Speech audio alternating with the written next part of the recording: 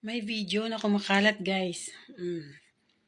Si PBBM daw yun nagpupulburon. Sabi, Diyos mio naman. Si PBBM magpupulburon doon sa lugar na yon. Oh my gosh. Itsura pala, ang layo na. Mukha nasa squatter area. Diba? Diyos ko, di sana kung siya yun, di ganda ng kwarto. Ang ganda ng paligid. Walang maingay. Diba? Diyos me, ito, panoorin nyo. Ang laki ng pagkakaiba. Grabe. Makagawa lang talaga ng kalukuhan tong mga didilis na to. Oo. Hindi na nahiya. Ay, dapat yan, oh. Dapat kung ako kay BBM, sobra lang ng bait si BBM eh. Pero kung ako sa kanya, dapat humuli siya ng isang gumagawa ng fake news. At paaminin niya. Imbestigahan niya.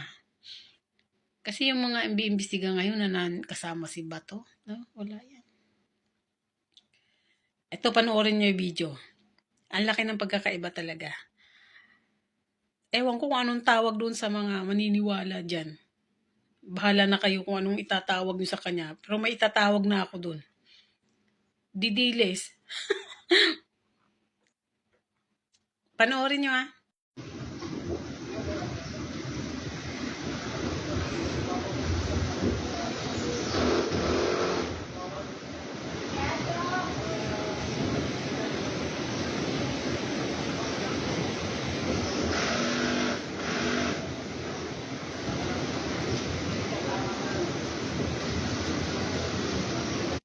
No. Siya ba? Ang layo, di ba? Ang layo. Malamang isang didilis din yan.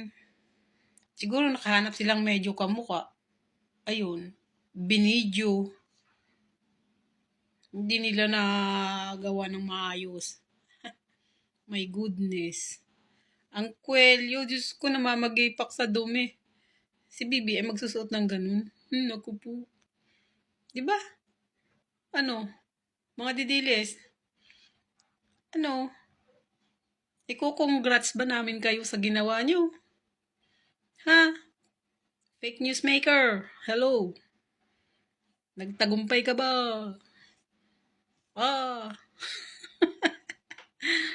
Ano? Ang galing nyo. Booking agad.